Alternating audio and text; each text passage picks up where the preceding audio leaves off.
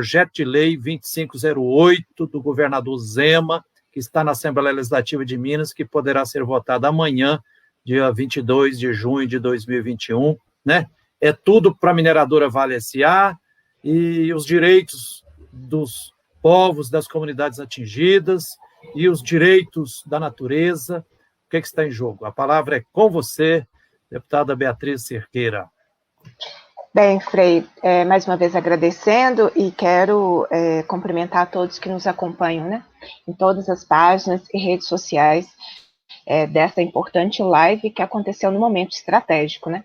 De fato, é a véspera de plenário, onde o projeto 5.508 poderá ser votado, a depender do resultado da votação agora, do parecer do projeto na Comissão de Fiscalização Financeira e Orçamentária, porque essa votação na comissão ainda não aconteceu.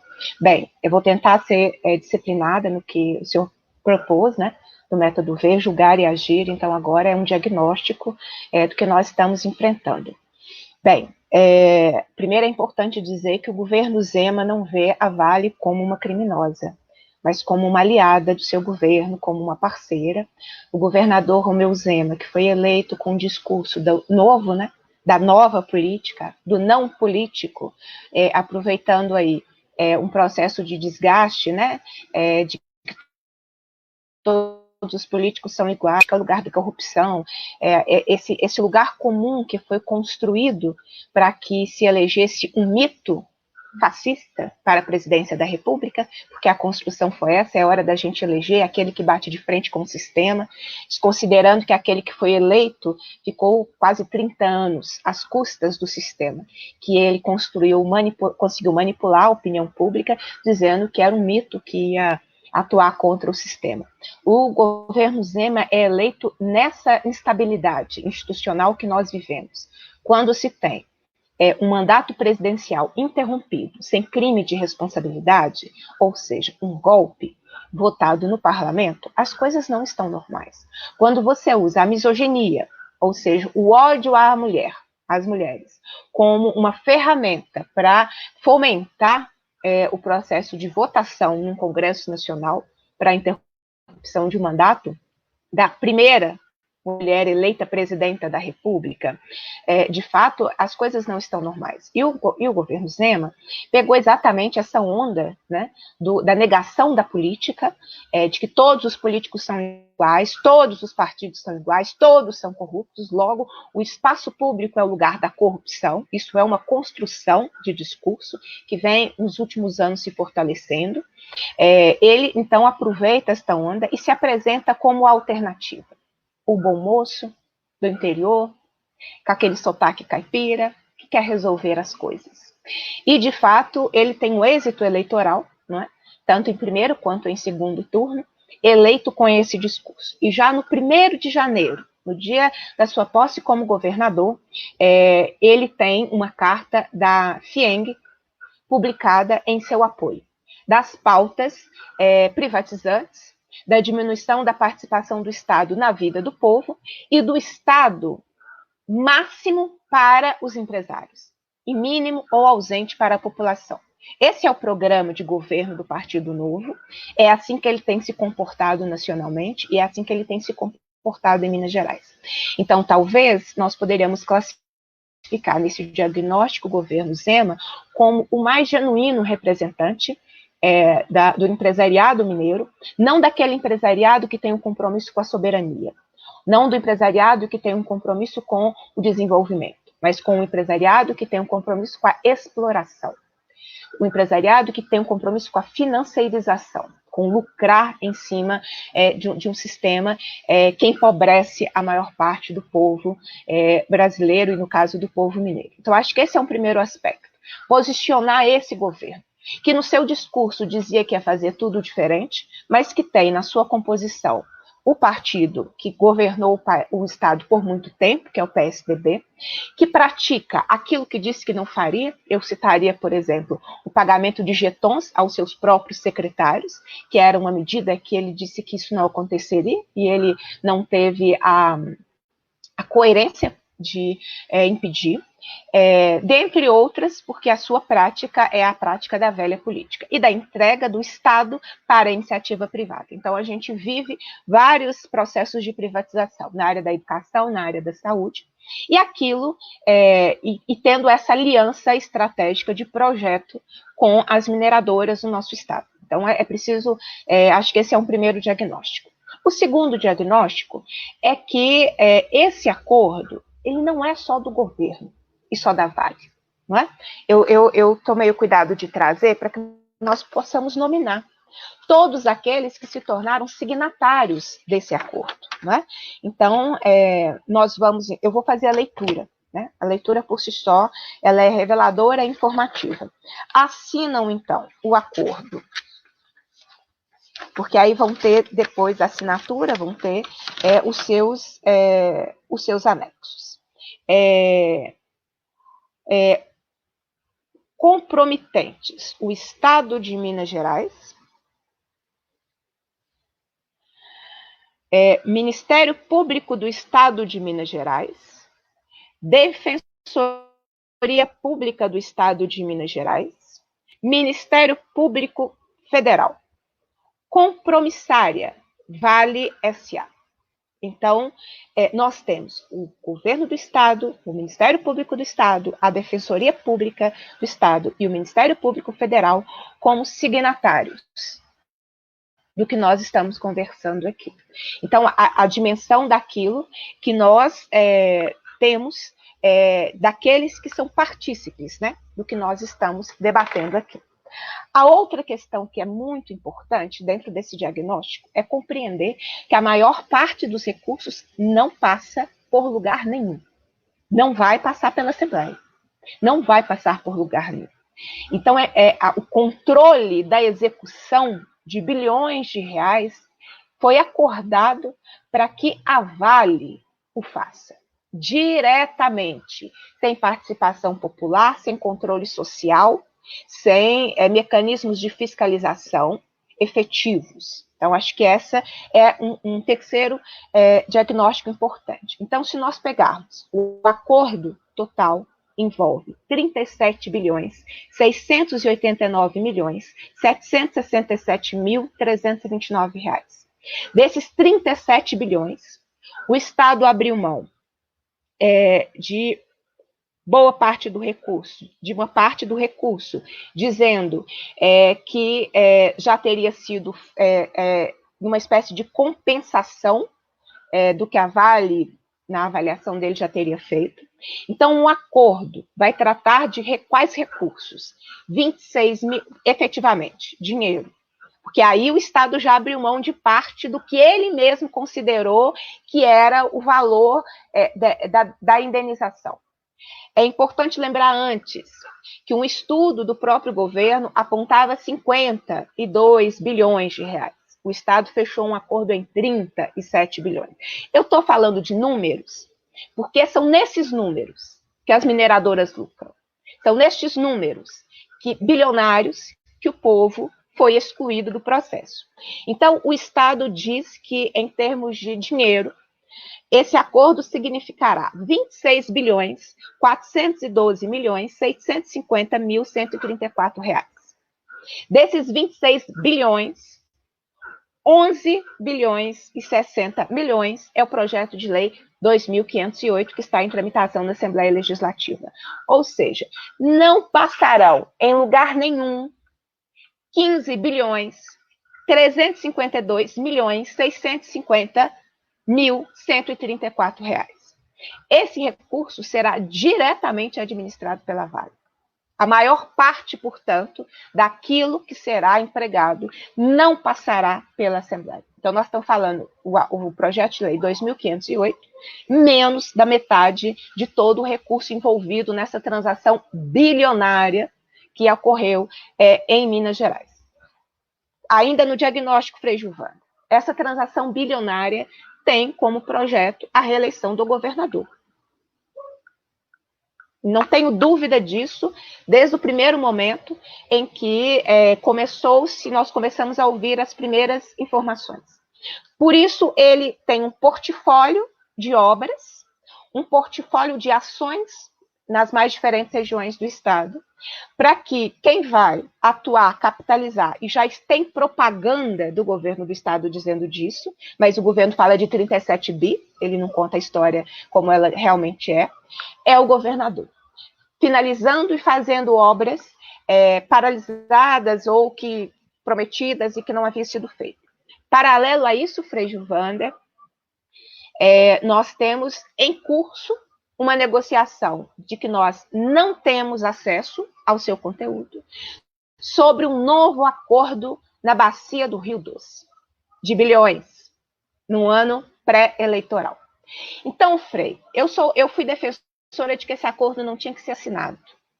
Não tinha que ter sido assinado porque é um acordo que foi constituído em cima da vida, da morte, da destruição de centenas de famílias. E, portanto, na minha avaliação e de muitas outras pessoas, essas famílias, os impactados, atingidos, os que estão em luto permanente, é que deveriam ditar as regras, é quem é atingido que tem que dizer o que deve ser feito. Exatamente por discordar desse processo todo, nós fizemos a primeira audiência pública em novembro do ano passado. Foi o único lugar que teve um debate público, proposta por mim, presidida por mim na Assembleia, onde foi o primeiro lugar de escuta dos movimentos, dos atingidos, das assessorias técnicas. E lá se revelou, então, esse grande projeto, que é um portfólio da reeleição do governador Romeu Zema. Depois, eu fui signatária, junto com o deputado Rogério Correia, de uma ação no STF, em apoio aos movimentos, para que a homologação desse acordo fosse suspensa, de modo que pudesse ser corrigido o rumo principal desse acordo, que era exatamente na ausência de participação popular e na ausência de participação do Poder Legislativo, que também não atuou nesse processo em momento algum, em nenhum momento.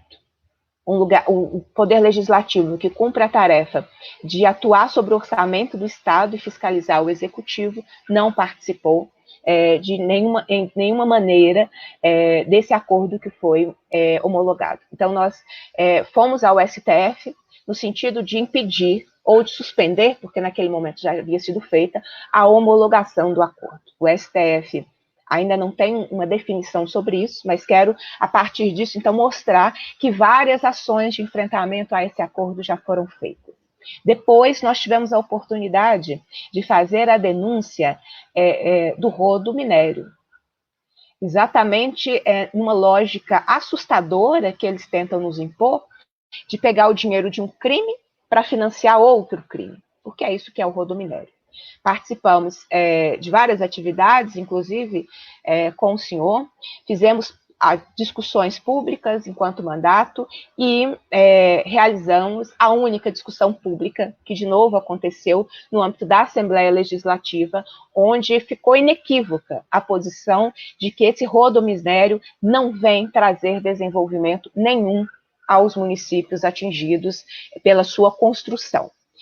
Então, acho que esse é um outro elemento importante desse diagnóstico que nós estamos fazendo. Então, é um acordo sem participação popular, sem mecanismos efetivos de controle social, que não versou. Ele teve uma estratégia de que a maior parte dos recursos não passa pelo poder público. O Estado abriu mão de uma parte dizendo que a Vale já investiu em recuperação. Esse é um governo bondoso, né? Abriu mão de bilhões, dizendo que a Vale já fez um monte de coisa. E, da mesma forma, quem decidiu que eram 37 bilhões de reais, também é outro debate que nós sempre levantamos, porque os estudos internos do governo mostram que os danos causados pelo crime da Vale são muito superiores a isso, os danos coletivos. E que, portanto, a negociação feita cumpria uma agenda eleitoral de reeleição do governador, cumpria uma ação de parceria com a Vale. Por isso mesmo, a Andréia, que foi uma das apoiadoras, Frei Gilvander, Dom Vicente, nós propusemos no final do ano passado uma CPI, porque nós queríamos impedir a continuidade desse acordo e investigar os termos em que ele estava sendo proposto.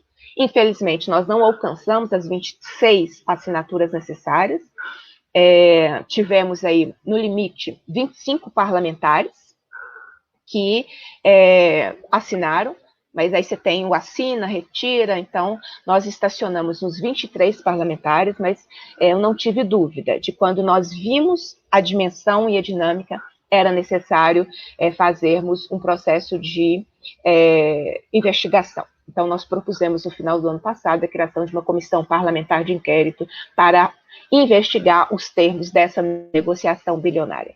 Para finalizar, Frei, em que pese a nossa metodologia, e eu tentei ser disciplinada nela, mas eu tenho medo do tempo e da instabilidade na internet, eu quero, então, explicar ao senhor, ao Dom Vicente, o que é que nós fizemos após uma escuta, tanto da audiência pública